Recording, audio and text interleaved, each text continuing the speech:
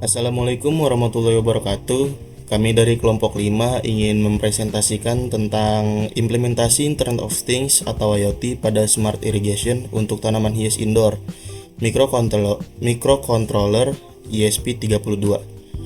Sebelumnya, perkenalkan, nama saya Muhammad Rifki Atorik dan rekan-rekan saya itu ada Dilon Irlanda, ada Muhammad Gatan Effendi, ada Muhammad Raihan Alfaris, Frida Devia, dan Dika Triwahyudi. Kenapa alat ini dibuat? Implementasi Internet of Things atau IoT pada Smart Irrigation untuk tanaman hias indoor menggunakan microcontroller ESP32 dibuat untuk mengatasi permasalahan penyiraman tanaman yang sering tidak konsisten. Pada tanaman hias indoor, kebutuhan air harus dijaga dengan tepat karena kondisi ruangan memiliki sirkulasi udara dan pencahayaan yang berbeda dibandingkan tanaman outdoor. Penyiraman yang berlebihan dapat menyebabkan akar membusuk, sedangkan kekurangan air dapat membuat tanaman layu dan mati. Penggunaan ESP32 dipilih karena microcontroller ini memiliki konektivitas Wi-Fi bawaan sehingga mampu menghubungkan sistem penyiraman dengan internet. Dengan teknologi IoT, pengguna dapat memantau kondisi kelembapan tanah secara real-time melalui smartphone atau aplikasi web tanpa harus memeriksa tanaman secara langsung. Sistem juga dapat melakukan penyiraman otomatis berdasarkan data sensor kelembapan tanah sehingga penggunaan air menjadi lebih efisien. Alat ini dibuat untuk meningkatkan efisiensi perawatan tanaman, terutama bagi pengguna yang memiliki kesibukan tinggi atau sering berada di luar rumah. Selain itu, sistem otomatis berbasis IoT membantu mengurangi risiko kelalaian dalam penyiraman dan menjaga kesehatan tanaman agar tetap optimal. Implementasi ini juga menjadi salah satu bentuk penerapan teknologi modern di bidang pertanian skala kecil, smart farming yang memanfaatkan otomatisasi dan pemantauan jarak jauh. Selanjutnya akan dijelaskan oleh rekan saya, Dilon Irlanda. Oke. Di sini ada ESP32 DevKit berfungsi sebagai pusat kontrol sistem membaca data dari sensor kelembapan tanah. Lalu ini juga mengontrol relay dan menampilkan informasi ke LCD. ESP32 juga terhubung ke internet menggunakan Wi-Fi dan aplikasi banyak. Yang kedua itu ada sensor kelembapan tanah. Digunakan untuk mendeteksi tingkat kelembapan tanah. Sensor mengirim data analog ke ESP32 untuk mengetahui apakah tanah kering atau basah. Tanah kering pompa menyala. Tanah basah pompa mati. Yang ketiga ada relay modul. Berfungsi sebagai saklar otomatis, relay menerima perintah dari ESP32 untuk menghidupkan atau mematikan pompa atau LED. Yang keempat ada LCD 16x2 atau 12C, digunakan untuk menampilkan informasi secara langsung seperti presentasi kelembapan tanah, status pompa on atau off. LCD menggunakan komunikasi L2C sehingga kabel lebih sedikit. Yang kelima LED sebagai indikator visual. LED menyala saat relay atau pompa aktif. Jadi sensor tanah dihubungkan ke pin ESP32 untuk membaca kelembapan. LCD 12C dihubungkan ke pin SDA dan SCL. ESP3 untuk menunjukkan data. Untuk relay dihubungkan ke pin digital ESP32. Sebagai kontrol on atau off. LED terhubung ke relay sebagai indikator pompa aktif. Semua komponen mendapatkan sumber daya dari ESP32 atau VCC dan GND. Jadi cara kerja sistemnya, sensor membaca kelembapan tanah. Yang kedua, ESP32 memproses data sensor. Jika kelembapan di bawah batas tertentu, relay aktif dan pompa menyala. Yang keempat, jika tanah sudah lembab, relay mati dan pompa berhenti. Yang kelima, data kelembapan dan status pompa tampil di LCD dapat dipantau melalui banyak.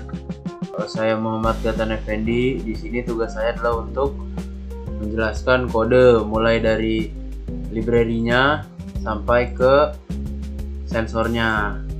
Jadi pertama-tama ini adalah library yang kita pakai. Ini untuk LCD, ini yang kedua untuk blinknya. Ini adalah kode kredensial dari blinknya. Ini tuh kita dapat saat kita pertama kali buat di blink dashboardnya. Nah, di sini kita pertama include wifi. Ini untuk wifi-nya untuk buat bisa terhubung ke blinknya. Di sini untuk IoT-nya. Nah, yang di sini untuk LCD-nya. Di sini LCD. Nah, di sini juga konfigurasi LCD. Ini kita pakai 16 kolom dan 2 baris. Jadi bisa terlihat ini ada 16, ada 2. Nah, di sini untuk sensornya kita pasang di pin 34. Dan untuk outputnya kita pasang di 15 di pin relaynya. Nah, ini kita sebelum ke sensor kita ke setupnya dulu. Jadi serial begin dari LCD-nya. Jadi ini pin mode untuk sensor tanahnya sebagai input, relaynya sebagai output. Di sini LCD init, backlight, set cursor, ini print connecting wifi. Jadi ini tuh akan keluar saat pertama kali kita nyalakan LCD-nya. Di saat yang bersamaan, blink akan mulai mencoba terhubung gitu. Jadi sesaat setelah ini berhasil akan muncul ini blink connected, dan itu tandanya udah berhasil terhubung. Oke, kita lanjut ke sensornya. Di sini kita pakai analog read pin sensor tanah. Tuh, sama kayak yang di sini ya. Jadi persen tanahnya, maaf, ini adalah angka awal, angka mentah gitu. Jadi di sini kita ubah pakai 100% aja, 0 sampai 100%, biar bisa dibaca sama manusia, biar gampang lah gitu. Nah, nanti sewaktu ini kita run, dia akan memunculkan kelembapan berapa persen gitu. Ini bisa pakai potensio. Terus kalau persen tanahnya kurang dari 40%, yang dimana 0 sampai 40% itu kering dan 40 lebih dari sama dengan 40 itu tanahnya basah, yang dimana berarti kalau kurang dari 40 sensor akan menyatakan kalau tanahnya kering. Jadi outputnya adalah pompanya nyala. Kita pakai analogi if else di sini. Jadi kalau misalnya sensor mendeteksi kelembapan tanahnya di bawah 40, sensor akan otomatis nyala dan berhenti pada saat sensor sudah melebihi angka 40. Jadi di sini juga high itu artinya kita ini supaya nyala pompanya itu jadi 1. Terus ini digital write pin relay low, kalau misalnya kelembapannya lebih atau sama dengan 40, itu tanahnya sudah dianggap basah dan pompa akan mati. Sekian penjelasan dari saya. Selanjutnya akan dijelaskan sama teman saya mengenai kode ini. Lanjutannya. Terima kasih. Beda codingan bagian kedua. Di sini kita bakal bahas angka dari alat ini. Pertanyaannya simpel, gimana cara si alat tahu kapan harus menyiram dan bagaimana cara dia lapor ke kita. 2. Isi logika kontrol kapan pompa nyala. Pertama kita bahas logika kontrol pompa kita enggak nyala karena tapi pakai logika yang namanya thresholding atau batas ambang. Di codingan ada fungsi nanti kalau udah dicek gue emang lu ngapain sih ini bakal terus padahal tembakan dari sekarang emang boyong kalau yang di bawah batas yang kita set misal 500 artinya tanah haus atau kering. Di detik itu juga mikrocontroller bakal kirim perintah ke real buat mengalirkan listrik ke pompa. Tapi kalau nilainya sudah di atas batas, programnya bakal bilang cukup dan pompa langsung dimatikan. Jadi efisiensi air benar-benar terjaga. 3. Sistem pengiriman data output. Kedua, soal komunikasi data. nyari lawan Alat ini nggak cuma kerja dalam diam, dia punya dua cara buat laporan ke kita. Satu, secara lokal lewat serial monitor. Berguna banget pas kita lagi coding buat mesin sensor atau ngaco. Program bakal kasih dua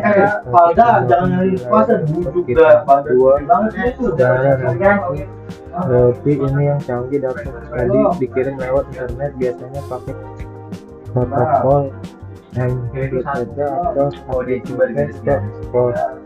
Jadi biar kita lagi di luar kota pun kita bisa lewat HP. Oh, ikannya lagi ombak 70% atau pompa baru aja selesai penyiram.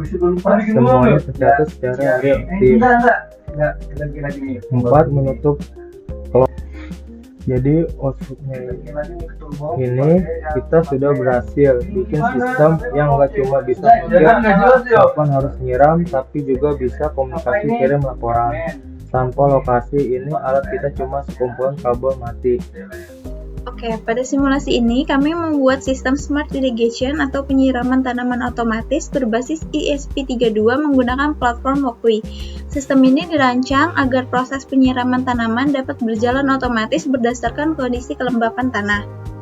Komponen yang digunakan pada sistem ini yaitu ESP32 sebagai microcontroller utama, potensiometer sebagai simulasi sensor kelembapan tanah, pompa air sebagai output penyiraman, LCD 12C untuk menampilkan informasi sistem, dan LED sebagai indikator kondisi tanah. Karena pada Walkway ini sensor kelembapan tanah yang digunakan tidak tersedia, maka kami menggunakan potensiometer untuk mensimulasikan nilai kelembapan tanah. Potensiometer ini menghasilkan nilai analog yang kemudian akan dibaca dan diproses oleh ESP32. Sebenarnya pada proyek yang kami rancang ini, sistem sudah menggunakan LED sebagai indikator tambahan. Namun saat proses simulasi sekarang yang dijalankan di Walkway terdapat kendala sehingga simulasi tidak berjalan dengan baik. Oleh karena itu, untuk demonstrasi kami menggunakan video simulasi sebelumnya yang alurnya tetap sama, hanya saja ada perbedaan pada LED yang belum tersedia. Cara kerja sistem dimulai ketika potensiometer diubah nilainya untuk mensimulasikan kondisi tanah. Saat nilai menunjukkan tanah dalam kondisi kering, ESP akan memproses data tersebut lalu mengaktifkan pompa air secara otomatis untuk melakukan penyiraman. Pada rancangan versi terbarunya, LED juga akan ikut menyala sebagai indikator bahwa tanah ini sedang kering dan pompa akan aktif. Selain itu, LCD akan menampilkan status kondisi tanah dan keadaan pompa secara real time. Kemudian, ketika nilai kelembapan meningkat atau tanah dianggap lembab, ESP32 akan mematikan pompa secara otomatis. LED juga akan ikut mati sebagai tanda bahwa penyiraman sudah berhenti. LCD kemungkinan menampilkan status bahwa tanah dalam kondisi lembab dan pompa air dalam keadaan off. Nah, dengan adanya sistem ini, proses penyiraman tanaman jadi lebih otomatis, efisien, karena tanaman hanya disiram saat tanah benar-benar membutuhkan air. Oke, pada kesempatan kali ini saya akan menjelaskan bagian platform IoT by Link dan penutup dari proyek Smart Irrigation berbasis ESP32. Pada proyek kali ini, sistem menggunakan ESP32 sebagai microcontroller utama yang sudah memiliki fitur Wi-Fi bawaan sehingga dapat terhubung ke internet dan platform by Link. Konsep Internet of Things atau IoT pada alat ini memungkinkan alat untuk mengirim data secara real time, sehingga penggunaan dapat memonitori kondisi alat dan jarak jauh menggunakan smartphone ataupun laptop. Pada codingan di layar ini terdapat library by Link seperti dari mulai ini nih, include Wi-Fi H, terus ada Wi-Fi client H, dan Bailink Simple ESP32. Library tersebut digunakan agar ESP32 dapat terhubung ke jaringan internet atau server Bailink. Kemudian terdapat bagian kode seperti Bailink begin, Bailink out, open, ESP, pass, dia atau pass. Kode tersebut berfungsi untuk menggabungkan ESP32 ke akun Bailink menggunakan token autentikasi nama Wi-Fi dan password Wi-Fi. Setelah ESP32 berhasil terhubung, data sensor kelembapan tanah akan dikirim ke dashboard Bailink menggunakan fungsi itu ini nih, Bailink Virtual Write. Nah, yang saya tuju ini nih. Virtual Pin V0 ini digunakan untuk mengirimkan data kelembapan tanah, sedangkan yang V1 itu digunakan untuk mengirim status pompa apakah sedang menyala atau mati. Pada sistem ini, sensor akan membaca kelembapan tanah secara real time. Jika nilai kelembapan tanah kurang dari 40%, maka relay akan aktif dan pompa air menyala secara otomatis untuk melakukan penyiraman tanaman. Namun, jika kelembapan tanah sudah mencakupi, maka relay akan mati dan pompa berhenti bekerja. Selain ditampilkan pada dashboard Bailink, informasi juga ditampilkan pada LCD seperti nilai kelembapan tanah, terus ada status pompa sehingga penggunaan dapat melihat kondisi secara langsung. Keunggulan dari sistem IoT ini yaitu adalah memonitoring dapat dimonitoring dilakukan dari jarak jauh, penyiraman tanaman menjadi otomatis, lebih efisien dalam penggunaan air dan waktu, membantu pengguna dalam merawat tanaman secara lebih aktif. Dengan adanya sistem smart irrigation berbasis IoT ini, diharapkan proses penyiraman tanaman menjadi lebih modern, efektif, dan efisien. Demikian penjelasan dari saya mengenai platform IoT Bailink pada proyek Smart Irrigation berbasis ESP32. Demikian presentasi dari kelompok kami mengenai Smart Irrigation berbasis ESP32 dan Bailink. Semoga alat ini menjadi solusi sederhana untuk penyiraman tanaman berbasis IoT. Terima kasih. Mohon maaf apabila terdapat kekurangan dalam penyampaian kelompok kami. Assalamualaikum warahmatullahi wabarakatuh.